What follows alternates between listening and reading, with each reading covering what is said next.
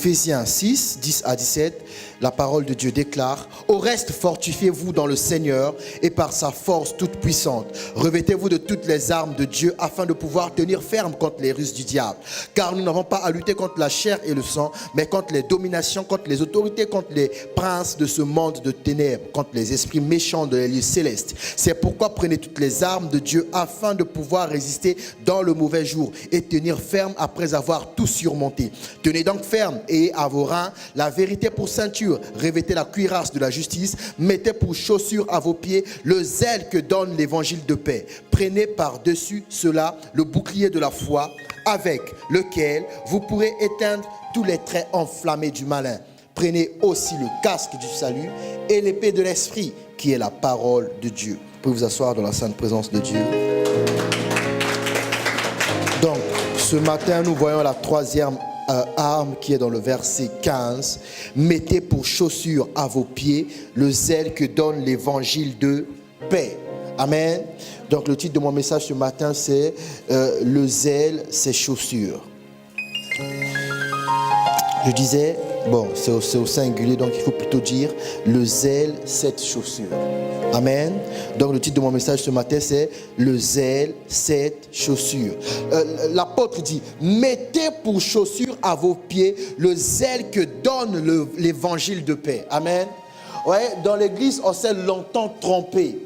Les chrétiens attendent que Dieu les touche et après ils se mettent en action. Ce n'est pas ce que dit la Bible. La Bible a dit: mettez à vos pieds.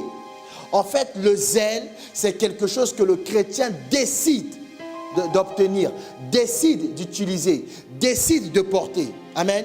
Il dit: mettez à vos pieds le zèle qui donne l'évangile de paix. Qu'est-ce qu'il est en train de dire? Quand vous avez écouté l'évangile de paix, quand vous avez écouté le message du Seigneur, si ce message a réellement transpercé votre cœur, automatiquement, ce message a apporté quelque chose qu'on appelle le zèle. Et une fois que vous avez reçu ce zèle, il dit: mettez ce zèle à vos pieds comme chaussure. Qu'est-ce qu'il est en train de dire? Quand vous avez reçu la parole, ne criez pas seulement Amen. En fait, en réalité, celui qui crie réellement Amen haut et fort, c'est celui qui premièrement a crié Amen haut et fort et deuxièmement est sorti pour faire quelque chose. C'est ça le zèle. Donc, on reçoit la parole avec enthousiasme, avec ardeur. D'ailleurs, dans la définition de zèle, il y a le mot ardeur. Donc, le zèle, c'est l'ardeur. Le zèle, c'est un dévouement à faire une tâche à laquelle on est assigné. Donc, quand on a reçu la parole de Dieu, Dieu dit: tu es son enfant. Tu as dit Amen. Cet Amen, normalement, doit te conduire maintenant à te comporter comme un enfant de Dieu. Yes. Amen. Amen. Or, que font les chrétiens? Il a reçu la parole, il a dit Amen, il est sorti. Surtout nos jeunes filles, ils sont encore allés voir Igor. Vous voyez, non, le Polonais là, il travaille au noir. Comme il travaille au noir, il est assez bien payé. Sa spécialité, inviter les chrétiens au resto. Les enfants de Dieu. Vous comprenez?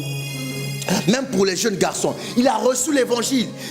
On a dit, tu es enfant de Dieu. Tu n'es pas n'importe qui. Amen. Mais comment une personne qui n'est pas n'importe qui peut encore aller continuer à refaire n'importe quoi? Il y a un problème. Il a dit: mettez à vos pieds le zèle que donne l'évangile de paix. En fait, l'évangile, quand on l'a reçu, l'évangile est un message qui parle. Quand on l'a reçu, ce message confère la qualité, la possibilité, la capacité d'aller parler. Amen. Voilà pourquoi un jour, un bon matin, ne sachant pas ce qui m'arrivait, je me suis réveillé avec la décision d'aller acheter une Bible d'études. Personne ne m'a dit: il faut acheter une Bible d'études. Personne ne m'a dit: il faut acheter, je suis allé acheter, comment on appelle ça le truc en hébreu là? Concordance. Hébreu, français, grec, pour comprendre réellement c'est quoi ce verset, c'est quoi ce mot, ça veut dire quoi.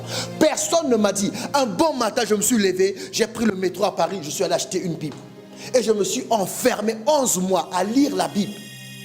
Ça, c'était les effets du zèle. L'ardeur que tu reçois de la parole. La parole de Dieu, quand on la reçoit, on ne peut pas rester mou. On ne peut pas rester mou.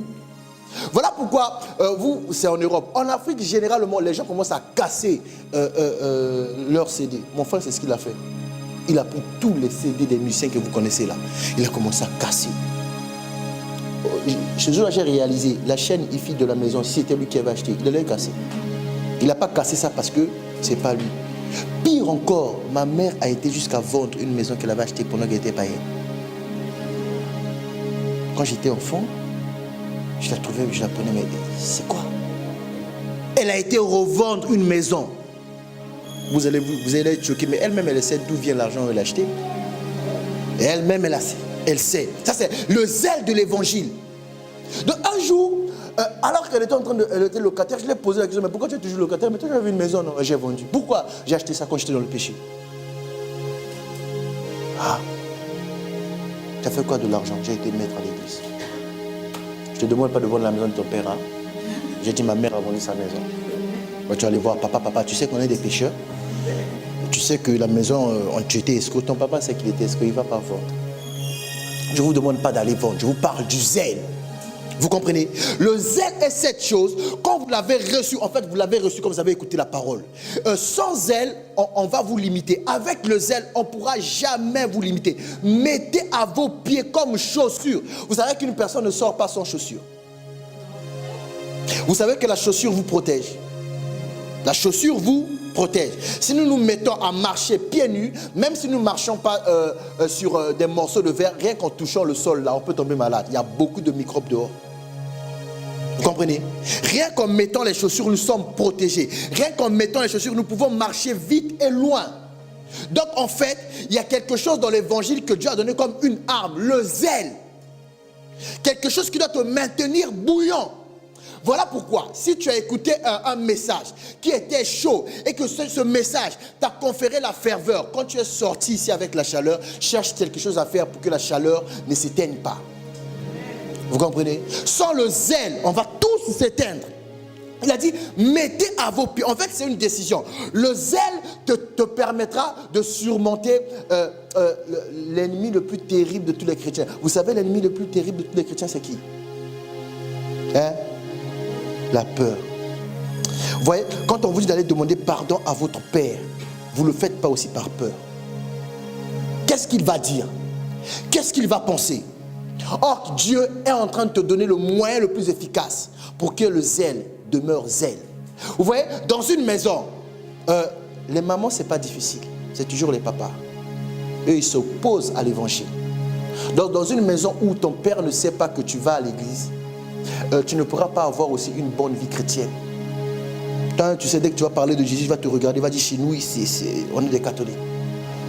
Donc, quand on vous envoie vers votre parent, en fait, c'est Dieu le Père qui veut que le zèle demeure. Une fois que tu as dit à ton père que tu vas à l'église et qu'il est d'accord, même s'il ne vient pas à l'église avec toi, tu deviens un chrétien libéré.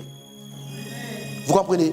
Tu deviens un véritable chrétien libéré. Tu peux même prier en langue. Hier, j'ai vu quelqu'un prier en langue avant de prêcher. Mais moi, je suis disciplinaire. L'évangile, en fait, j'ai compris que dans l'ancien temps, l'évangile a été fait par des courageux. Ouais. Aujourd'hui, c'est nous qui compliquons la tâche. Tu veux parler ton bon français, tu veux mettre ta belle chemise, mettre ta belle cravate. J'ai vu des gens là, français bizarres. Mais quand il a prêché, tu as compris, même s'il a prêché 20 minutes, tu as compris 1 minute. Mais 1 minute de foi. Quelqu'un qui dit je vais conclure. Mais toi-même, tu sais qu'il n'y a pas de conclusion. J'ai introduit, j'ai développé, je vais conclure. Je dis, mais le gars, il raconte quoi? Il raconte quoi? Il n'a rien fait de tout ça. Papa, il était mort de rire. Il s'est regardé, il s'est retourné, il m'a regardé. Tu as vu ce que je te disais? Il y a des gens qui sont là, je dois introduire, je dois développer, je dois conclure. Mais il n'y a rien. On t'a donné 5 minutes, dis l'essentiel. Vous comprenez? Mettez à vos pieds le zèle que donne l'évangile. Écoutez, vous êtes devenu chrétien parce que vous avez reçu l'évangile. Si vous avez reçu l'évangile, vous avez reçu le zèle. Mais vous attendez que Dieu vienne te dire, maintenant prépare-toi. Non, l'apôtre dit, mets à tes pieds. La version King James dit, mettez à vos pieds la préparation pour aller annoncer l'évangile. La préparation pour aller annoncer les... En fait, à chaque fois que je vous prêche, Dieu vous prépare à aller prêcher. Je n'ai pas dit aller faire l'église. Oui, parce que vous voulez ma place. Moi, cette place-là, je la donne gratuite. Vis ma vie pendant 1 semaine. Tu vas me chercher. Je vais vivre ta vie pendant 1 semaine. Je vais l'améliorer. Toi, ma vie là, tu vas tout gâter ici. Tu as dit, pasteur, on m'a appelé là-bas. Quand on appelle comme ça, on fait comment? Mais on demande le Saint-Esprit. J'ai demandé au Saint-Esprit, il ne répond pas, mais il ne te connaît pas. Or, toi, ta vie là, à l'école, je vais aller m'asseoir, je vais devenir premier. Au boulot, je vais aller m'asseoir, je vais devenir premier. Dans ta maison, je vais me lever le matin, je vais trouver le boulot que tu n'arrives pas à trouver. Ah, c'est difficile la vie, paresseux. C'est difficile la vie. Si tu ne peux pas trouver un boulot parce que tu sais parler anglais, que tu as fait la formation en anglais, tu ne trouves pas un boulot en anglais, trouve un boulot en français. Pourquoi vous vous compliquez? Tu as besoin d'argent, non? Oh, moi, j'ai fait anglais, j'ai un master en anglais, you know. Mais je know que tu n'as pas de boulot. Cherche un boulot, on parle français. You know? Cherche un boulot, on parle français. Ah non, je n'ai pas été formé par ça. J'ai eu des qualifications. Moïse a été formé pour être prince. Moïse a élevé les brebis dans le désert. Ah oui. Les brebis de son beau-père. Vous voyez, travailler pour son beau-père, c'est pas trop, c'est pas bien. Parce que tu ne sais pas comment tu vas demander le salaire. Il va te dire, moi je t'ai donné ma fille. Vous comprenez? Moïse, un intellectuel. Vous avez besoin maintenant de mettre à vos pieds le zèle que donne l'évangile. Vous voyez, vous ne priez pas pour chez vous. Ce n'est pas parce que vous avez peur de vos parents ou de l'environnement. Vous manquez de zèle. Quand quelqu'un commence à prier avec le zèle, même ceux qui ne sont pas d'accord, eux-mêmes ils sauront. Il est quel jour? Il est samedi. À 18h, elle commence à Shabba, on va au McDo. Le zèle. Un jour, je me suis réveillé à 5h, j'entendais mon frère commencer à prier quand on était en Afrique. Oh, sors de là, esprit de Dieu. Je dis, ah, mais il y a beaucoup d'esprits dans cette maison. Moi, je n'avais jamais vu. Mon père est venu, il a écouté, il a dit, quelle aberration. Il était là, sors, hé. Je commençais à avoir peur d'aller parce qu'il y avait une grande maison et il y avait l'annexe pour les enfants. Je commençais à avoir peur d'aller regarder la télé là-bas parce que je me disais, là-bas, il y a beaucoup d'esprits que je ne vois pas. Ah, je t'ai vu cette nuit. Je dis, ouais, un jour, je suis allé me laver dans l'annexe, il n'était pas là, donc j'étais en train de marcher comme ça. Le zèle que donne l'évangile de paix. Vous voyez, sans la paix, vous ne pouvez pas annoncer l'évangile. Sans la paix, vous ne pouvez pas avoir le zèle. Vous comprenez? Le message de Jésus, si ça a transpercé ton cœur, tu es resté pareil. Tu as besoin d'un entretien. Hein, Fred? Le message est resté bloqué ici. Il n'a pas été jusqu'au cœur. Vous savez qu'il y a beaucoup dans cette salle là où vous êtes assis là, vous savez qu'il y a beaucoup qui ont besoin d'entretien. Hein? Il y a beaucoup. Si ce n'est tout le monde. Il a dit quoi? Et quand je dis beaucoup, tu commences à chercher à savoir c'est quel voisin. C'est toi-même déjà. Oui. Tu avais besoin d'un entretien, on va te dire, c'est quoi ton nom? Est-ce que vous connaissez même votre nom? C'est quoi ton nom? C'est ton nom? C'est quoi ton nom? Ça veut dire quoi? Hein? Et il ne savait rien dire. Tu ne connais pas ton nom. C'est de ça que je suis en train de parler. Vous ne connaissez pas vos noms. Il faudrait qu'il te dise, ça ne veut rien dire. Demande à ton père, ça veut dire quoi? Tu vas voir. Il va se lever gaillardement. Ou qui te dit, ça veut dire. Tu dois savoir. Oui, pour vouloir aller loin dans la vie sans savoir ce que dit votre nom quand on vous appelle. Elle, je l'ai interdit de m'appeler par le prénom que mon père m'avait donné. Je ne sais pas ce que ça veut dire. Donc si elle m'appelle comme ça, je ne réponds pas. Je ne sais pas ce que ça veut dire. Et puis quand tu demandes au papa, au lieu de t'expliquer, c'était un oncle, j'avais un oncle comme ça, je l'aimais beaucoup, j'ai donné l'oncle en question, c'est tout, un bon sorcier. Donc tu es là, on entend de réveiller son esprit, on appelle ton nom. Toi tu es là, oh, oui, papa. On ne m'appelle plus comme ça, tu m'appelles comme ça, je ne réponds pas, je viens seulement.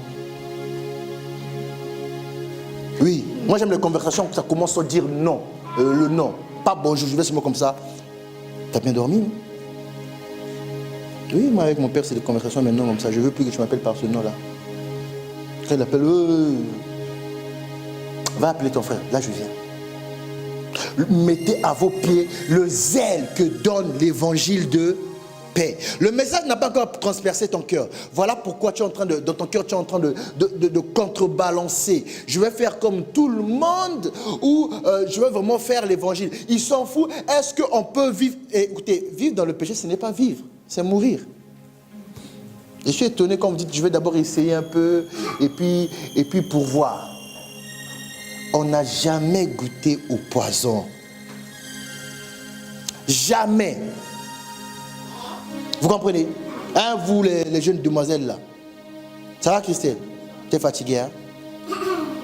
Elle était avec moi dans le bus, vous voyez qu'elle est là. Mais elle n'a pas eu l'occasion de danser préféré. On n'a pas chanté ça hier. Ah, tu as dansé préféré. Tu as dansé préféré. Ah bon. Vous comprenez? Le zèle que donne l'évangile de... C'est une arme. Vous voulez que le diable arrête de vous embêter? Hein? Le secret, c'est commencer à parler de Dieu.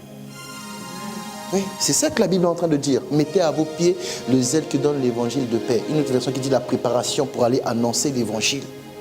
En fait, quelqu'un qui parle constamment de Dieu, le diable, ça n'intéresse pas trop de venir te tenter. Parce que quand il va venir, il va écouter le nom qu'il n'aime pas. Tu te réveilles Jésus, tu dors Jésus, tu manges Jésus, tu marches Jésus, tu chantes Jésus, tu consommes Jésus. Donc le monsieur là, il n'a pas intérêt de venir auprès de toi. Vous comprenez? Lui, il aime les gens qui chantent chéri. Lui, il aime les gens qui aiment le zouk. Oh, quand je te vois, je tombe du ciel. Lui, il aime des gens comme ça. Vous comprenez? Les gens qui sont là, Jésus, Jésus, Jésus. Vous n'avez jamais remarqué, permettez-moi le terme, vous saoulez les gens quand vous parlez de Jésus. Hein? Vous n'avez jamais remarqué ça? Vous ne saoulez pas les gens, vous saoulez les esprits qui animent ces gens. Vous ne les saoulez pas, ce n'est pas eux, c'est les esprits qui les animent. Toi aussi, depuis que tu vas à l'église, tu ne parles que de Jésus. Mais toi aussi, depuis que tu commences à sortir, tu parles que de sexe. Bon, est-ce que c'est faux? Ben alors, pourquoi ça ne vous dérange pas? Oh, lui, quand il m'embrasse, Benjamin, il était à l'école primaire. Ludo, c'était déjà le collège. Mais Igor, il embrasse comme un Polonais. Ma copine, tu sens ses muscles.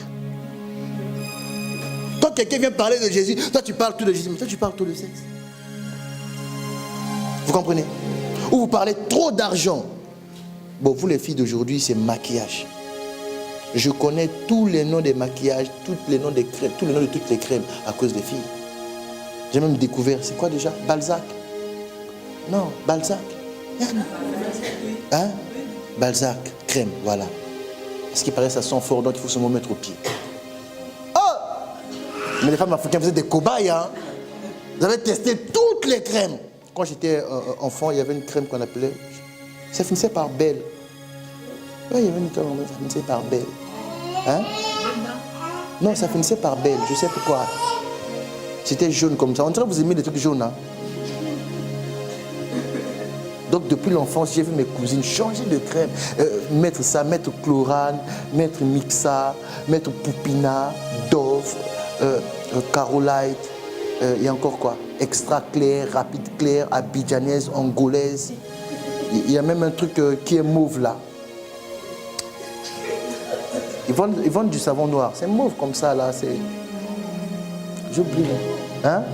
Non, Mekako c'est en Afrique. Mekako, Jaribou, Munganga. Oh, je vous dis, j'ai vu des choses. Marseillais. Le coq. Ouais, voilà. Vous êtes des cobayes. C'est quoi? Vous voyez, ce sont des choses vous aimez. J'aime ça parce qu'il faut être propre dans la vie, surtout dans l'église. Amen. Mais nous avons besoin de sortir, comment dire, de ce guêpier dans lequel nous sommes. Toi, tu dis ça va pas, ça va pas. Mais ça ne peut jamais aller. Tu n'es pas une radio pour Dieu. Si c'était une radio pour Dieu, Dieu serait toujours avec toi.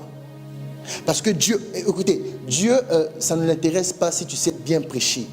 Dès que quelqu'un a entendu parler de Jésus par ta bouche, tu as fait ta part. Prêcher, c'est pour les gens qui sont dans les églises. Toi, au dehors, tu as besoin de parler de Dieu.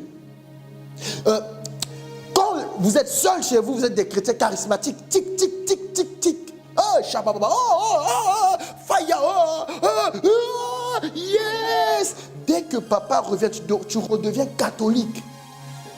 La prière qui était bruyante, là, direct, ça repart dans le cœur. Et là, là-bas, amen, amen, amen. Mais non. Tu n'es pas zélé. Tu n'es pas... Ouais, vous remarquez, écoutez, si, surtout vous qui débutez dans les choses de Dieu, si tu es au début et tu n'as jamais été comme une fusée, donc accepté Jésus, tu es monté faire n'importe quoi pour Jésus. Tu n'as pas reçu l'évangile. C'est ça le zèle. Quelqu'un qui a découvert Jésus, qui a découvert le Christ, les premiers mois, il ne peut pas vous parler d'autre chose que Jésus. Donc c'est à l'église qu'on fait en sorte que quand ça commence à chuter, un message vient encore le renvoyer. Toi tu as reçu Jésus aujourd'hui, demain tu es déjà tombé.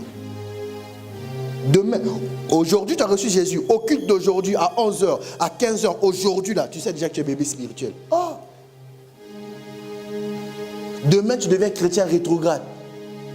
Tu n'as même pas une année dans le christianisme, même pas.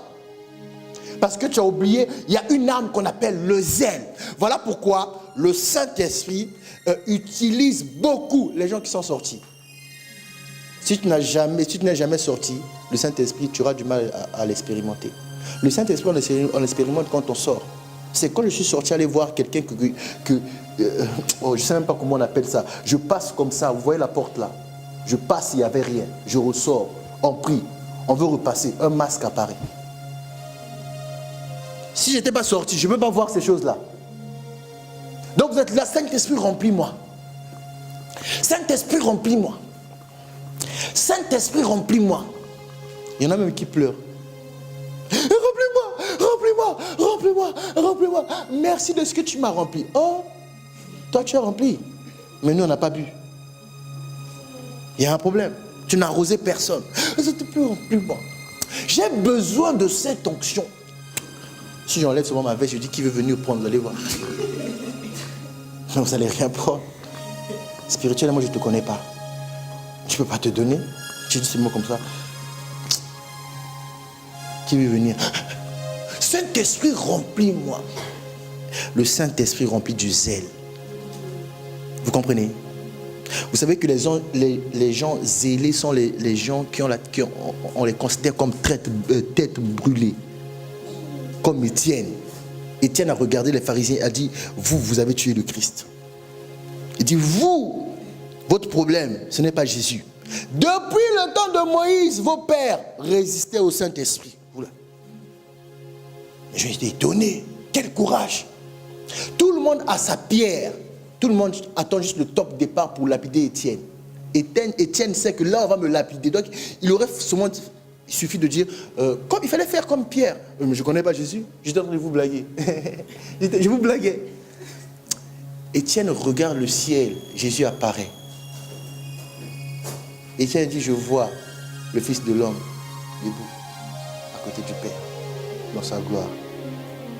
Donc tous ceux qui avaient des pierres ont dit, ah, c'est ça qu'on attendait. On a commencé à lapider. J'aime trop ce monsieur. Il fait partie des gens au ciel, je vais les chercher. Parce que la Bible dit, il se mit à genoux, il cria d'une voix forte, Père, ne leur impute pas les conséquences de ce péché. Moi, même si vous avez sur moi des tomates, je ne pourrais pas me mettre à genoux. Je vais faire comment? La Bible aurait dû dire, Étienne, se protégeant le visage, se protégeant le ventre, cria Jésus. On dit, Étienne se mit à genoux, cria d'une voix forte. Tu as déjà fait ça? Hein? Tu sais que tu ne peux pas parler de Jésus à ta mère, tu ne vas pas manger. Tu sais? Les mamans ont du chantage. Hein? Tu étais où? À l'église. Et prends sa cuillère et tape sur la mamite. Tu sais que ça veut dire que tu ne vas pas manger. Tu étais où? Ah non, j'étais au McDo, maman. Je t'ai fait une blague, je t'ai pas à l'église, j'étais au McDo. Ah, viens manger. Zèle, zéro. Ok? Et c'est bizarre, les gens qui ne sont pas zélés, ils aiment observer les autres églises pour faire comme. Pour faire comme. Ce n'est pas possible. Ce n'est pas possible. Verviers ne va pas venir ici vous faire des cadeaux. Vous comprenez? C'est à vous de considérer qu'on est l'église, on doit évoluer. Vous comprenez? Si vous vous arrêtez, Verviers, quand on les invite, ils disent toujours non. Mais toi, tu as aussi, réfléchissez un peu. Tu ne peux pas inviter le diable à l'église et il te dit oui. Il va te dire toujours non. Toi, au lieu d'aller prier, tu as pris le nom de la maman, tu as mis une croix. Maman Mayebo. On ne l'invite plus. Alors chez maman Pondou. Maman Pondou, on peut encore aller. Alors chez maman Makayabou. Maman Makayabou, on ne l'invite plus. Maman Makayabou là, si tu réussis seulement à l'attraper, tous les poissons de vervis vont venir. Vous comprenez? C'est ça qu'on appelle le zèle. Donc, voilà pourquoi dans ce que je fais, si tu veux me décourager, il faut te lever très tôt. Hein. Tu te lèves très tôt, tu ramènes la nourriture, on va s'asseoir, on commence à manger. Peut-être que quand je vais manger, en 10 jours, je vais m'endormir. Mais pour me décourager, c'est tout un problème. C'est tout un... Parce que j'ai décidé de rester zélé pour les choses de Dieu. Vous comprenez? Ou je fais ça, ou je meurs. En fait, vous êtes bien. Voilà pourquoi je dis toujours, ne cherchez pas à devenir pasteur tout de suite. Hein? Aristote, ne cherche pas. Tu ne cherches pas. Oh... Des fois, les gens ne cherchent pas, mais ça les suit. Moi, je n'ai pas cherché. Ça m'a suivi. Hein? J'étais comme ça. Ça, c'est l'appel, ça, c'est moi. Simon, arrête ça. Simon, oh, arrête de me suivre partout. Jusqu'à un jour, j'ai failli mourir. Tu m'entends? Et j'ai demandé à Dieu. J'ai dit à Dieu, merci de ce que je ne suis pas mort. Le Saint-Esprit a dit, mais non, c'est pas ça. Tu n'es pas mort parce qu'il y a un message en toi que tu dois prêcher. Donc j'ai compris, si je prêche pas, si je ne fais pas ce que je vous fais là, je vais mourir bientôt. Donc avant, je fouillais le monsieur. Maintenant je l'ai embrassé. Comme ça la mort me regarde de loin. Donc quand je passe dans la rue, la mort me dit, Simon, j'attends le jour où tu vas arrêter. Je dis aussi, oh mort, où est ta victoire? Je n'arrêterai pas. Vous comprenez? Je n'ai pas dit que ça va te suivre, hein? N'aie pas peur. Il y a des gens comme ça, ils vont fuir. Il y a des gens, ça va te suivre. Nous avons besoin, on a dit, mettez à vos pieds. Vous voyez, quand vous êtes enfant, ce sont vos parents qui mettent des chaussures. Quand vous êtes devenu adulte, vous-même vous faites. Vous comprenez? Avant, vous étiez enfant, vous n'aimez pas faire ça. Mais adulte, vous avez compris pourquoi il faut faire ça. Dieu a besoin des bouches. Tu comprends, Victoire? Moi, quand les gens connaissent Dieu à leur âge, je suis content. Moi, à son âge, j'étais à l'église. Mon père a été me chercher. Il a menacé le pasteur. Il a dit au pasteur, laisse mon enfant aller à l'école. Si mon enfant arrête d'aller à l'école pour venir ici, tu vas m'entendre. Voilà pourquoi je suis prêt. Tout papa qui va venir ici là pour me parler d'école, je lui ai dit, papa, tu as quel diplôme? Parce que école veut dire diplôme.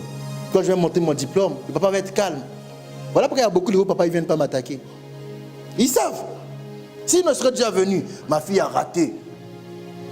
À cause de toi. Non, quelqu'un ne peut pas rater à cause de l'église. Première raison d'échec, ils aiment les garçons. Deuxième raison d'échec, elles aiment l'argent. Bon, on va s'arrêter là. On ne va pas donner notre troisième raison. Hein? Tu comprends, frère? Donc si Victoire, les notes commencent à baisser, hein, maman Marie, soit on a commencé à la draguer, soit elle a commencé un job étudiant. Parce qu'eux, quand ils commencent un job étudiant là, ils ont quelque chose dans la tête, Zara. Et quand tu vas lui dire, il n'y a pas que Zara dans la vie, il y a des factures de courant. Tu vas entendre ta fille dire, quand j'aurai 18 ans, je me barre. Tu vas te barrer où? Toi, tu crois que Zara job étudiant chez Zara peut payer le loyer? Arrête ça. Vous comprenez? Le zèle, c'est ce qui fait que les parents à la maison, lors de la prière, venez prier. Je vous conseille, vous, maman, il faut instaurer des heures de prière. Celui qui ne vient pas ne mange pas. Oui, la discipline, ça se force. Hein. On ne demande pas son avis. Élie, tu veux prier? Non. Elle est où, Kétia? Elle n'est pas là. Christelle, tu veux prier? Ah, elle fait partie des gens qui sont allés danser hier soir. Donc elle est fatiguée. Moi, hier, je n'ai pas dansé. Et puis hier, on l'a conduit. Hein. J'étais dans le bus hier, là, a failli faire un accident. Vous savez ça? Oui, j'ai dit à Dieu, là où moi je suis, il ne peut pas avoir d'accident. Le monsieur commence à dormir. Et il y a un autre monsieur qui est venu dire, mais tu dors. Tu es en train de faire les zigzags. Il dit, je ne dors pas. J'ai dit, ni tu dormais. Vous comprenez? Hein, maman, vous faites ça. Il faut instaurer, maman, il faut instaurer les heures de prière. Tu prends ta fille là, 15h30, prière. 18h30, prière. 22h30, prière. Tu l'entends au téléphone à minuit, tu toques. Prière. Oui. Je vous dis, tu entends son téléphone sonner. Prière. Quand le petit bandit de l'autre côté du bout du fil va entendre, il y a prière, et eux, ils prient, oui. Nous, on prie.